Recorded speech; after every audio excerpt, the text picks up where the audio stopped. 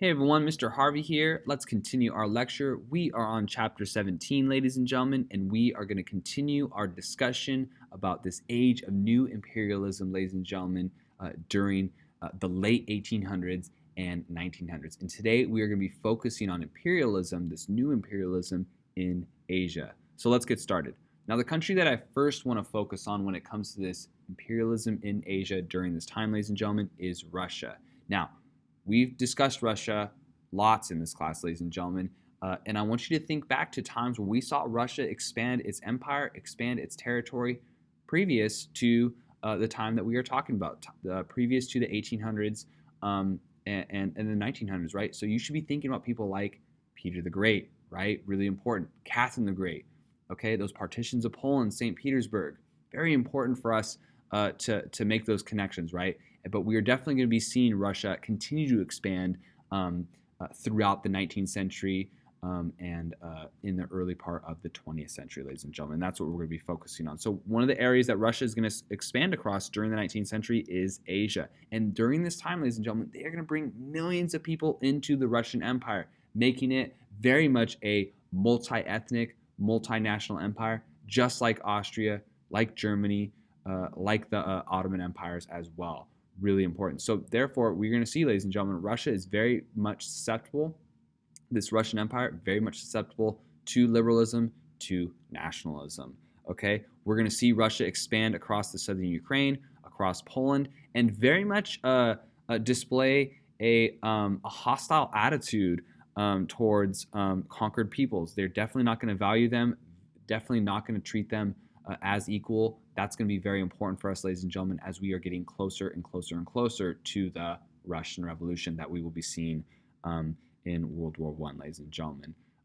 But I want to talk about some specific areas that we are going to see during the 19th century that are very important for Russian expansion. And one of those territories and one of those areas that's very vital to Russian expansion that we're going to be seeing is Russia expanding in the Trans-Caucasus region, Trans-Caucasus territory. This territory is in between the Black Sea and the Caspian Sea.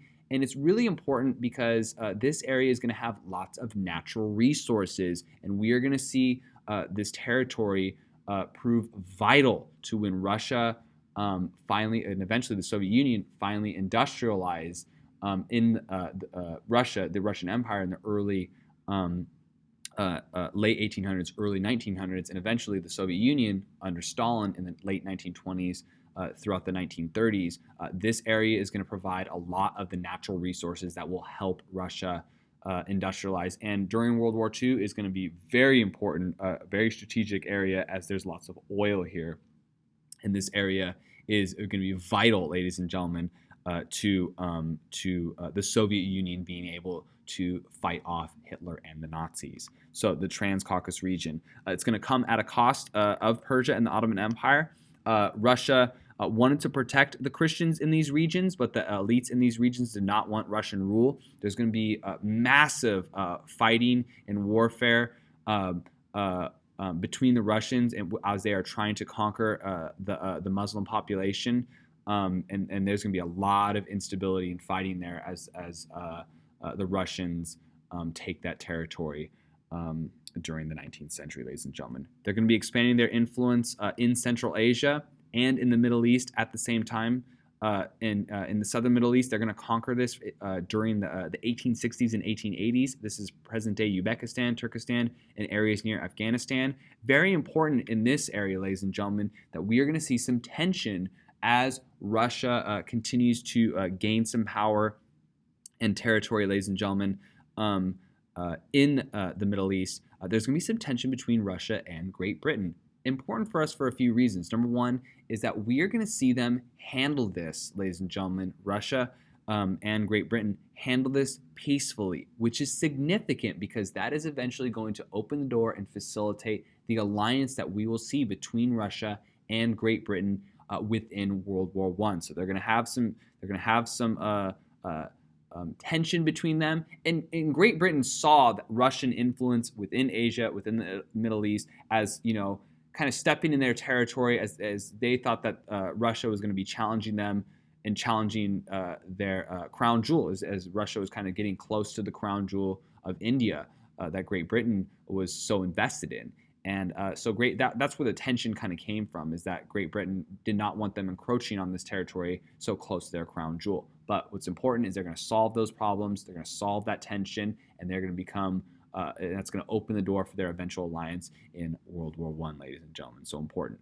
Okay, this picture is important for a couple reasons, ladies and gentlemen. Number one is that note how unadvanced these weapons are. And that's going to be very important for us to understand, ladies and gentlemen, as we know that Russia has not fully industrialized just yet. They are just starting. They're just kind of getting ready to industrialize. Late 1800s, early 1900s. They're not going to be a fully industrialized country by the time that World War I breaks out. And that is going to severely inhibit them as they fight, especially when they fight the Germans, who are industrialized and they have the modern weaponry. And as you can see, these are not the modern weaponry, not the machine guns that we are going to be seeing in World War I, and that is going to severely hamper the Russians and facilitate some of the serious defeats that they're going to encounter from the Germans in World War I, and eventually, with those defeats, facilitate the eventual start of the Russian Revolution. So really important for us to understand that they are not advanced, they are not industrialized, and we can see that with the weaponry in this photo. All right, let's talk about some of the other countries that are in Asia during this time and trying to consolidate their power and trying to take power. And we're going to see France have a strategic interest, political, economic, military motivation to be in Asia. And France is going to consolidate their power in Indochina, which is current-day Vietnam, Cambodia, and Laos. And it began first with missionaries. There was a religious motivation for France to be there in this area of Indochina.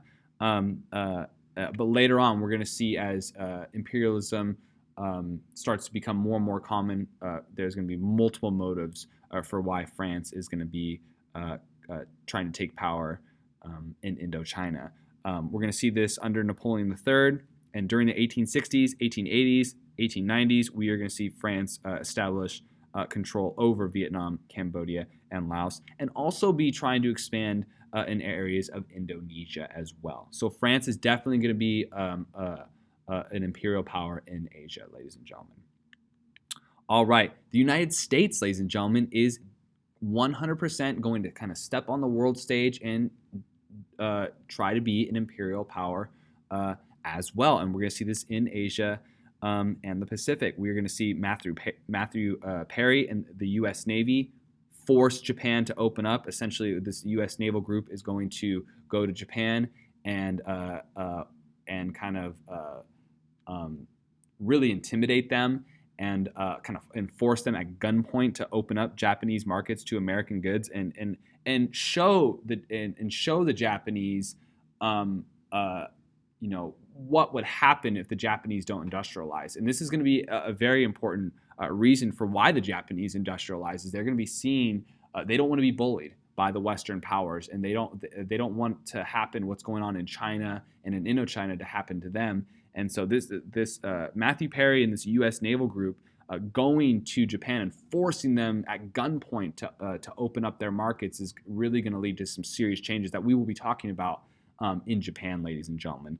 But we're going to see the United States purchase Alaska from Russia during the Spanish-American War, a very short war. You'll learn more about next year. It's a very short war that the United States wins, but they're going to continue to consolidate their control over territory. They're going to become a protectorate over Cuba. They're going to take Puerto Rico. They're going to take Guam and the Philippines. They're going to take Hawaii. They're also, during this time, going to start facilitating and financing their control over the Panama Canal. And this is important for a couple reasons, ladies and gentlemen, is we are seeing a powerful United States start to rise, and Theodore Roosevelt's going to send the whole U.S. fleet around the world in the early 1900s to kind of show this new American power. But we are going to get closer and closer and closer, ladies and gentlemen, to see the United States having more direct involvement in European affairs. We will see that in World War I, and we're definitely going to see that in World War II and the Cold War. So very important for us to understand and acknowledge the United States is becoming more and more and more of an important player within European politics, ladies and gentlemen. All right, China. We have already discussed China, especially with that imperialism of free trade, ladies and gentlemen. We have discussed the Opium Wars and just the European powers, Britain, France, and others exploiting China. And we are going to see just tons of events within China that are destabilizing China. Boxer Rebellion is one, and I'm going to be talking about that. But just to really understand, ladies and gentlemen, that this imperialism that we are seeing is awful in China, and we are seen in the late 19th century. The West had privileged status in China. There's Christian missionaries everywhere. The Chinese government is declining, and the United States, with this open door policy, really feared that Europe and eventually Japan, and Japan is industrializing during this time. Japan is quickly catching up because they are realizing that if they don't industrialize, their country, their territory could be carved up. So Japan will become an industrial power pretty quickly in the 1800s. But the United States feared Europe and Japan would carve up China, and this open door policy was really trying to prevent formal foreign annexations of Chinese territory and allow equal trade in China. Now, most powers agreed to this policy, but a lot of them still carved out large spheres of influence in China and really exploited the Chinese. And this Boxer Rebellion, ladies and gentlemen, is going to occur at the turn of the century out of the hatred of the West. And it was very strong in China. There's a lot of animosity, a lot of anger towards what was going on in China during this time. And this group known as to the West as the Boxers are going to resist the West and kill thousands of Chinese converts to Christianity, attack foreign diplomats, and we're just going to see a full-on fight go down in China. This rebellion is going to be suppressed by the Western powers, ladies and gentlemen, but it is going to be bloody and really represent, ladies and gentlemen, China and their destabilized state. We're going to see the Western powers seize Beijing and force the Chinese government to execute officials who had helped support the Boxers and force them to pay reparations, kind of pay for the war. And this is eventually, ladies and gentlemen, going to set the stage for the collapse of their dynasty, of their government, and years of turmoil that will eventually lead to the communist revolution that we're going to see in 1949, ladies and gentlemen. But understand that the Chinese people, the Chinese government in China, it is not good, and they have been greatly destabilized and divided and weakened with this imperialism, ladies and gentlemen. Okay, and this is just a photo, a picture showing the various countries. We see the British, we see the Japanese, we see the United States being involved in this Boxer Rebellion, trying to put down this rebellion. All right, and this picture kind of shows the imperialism that we are going to see, ladies and gentlemen, from 1880 to 1914 in Asia. As you can see, Japan is going to consolidate some area around Korea. Indochina, ladies and gentlemen, we see the British consolidate some territory in Malaysia. Okay, so take a look at the map and you can see the change, all right, the drastic change that we are seeing in Asia when it comes to imperialism. Okay, let's stop here for today, ladies and gentlemen. I'm going to talk in the next lecture a little bit about some of the tools of imperialism, some of the weaponry that we're going to be seeing that is allowing the West to take over these territories. Thank you so much.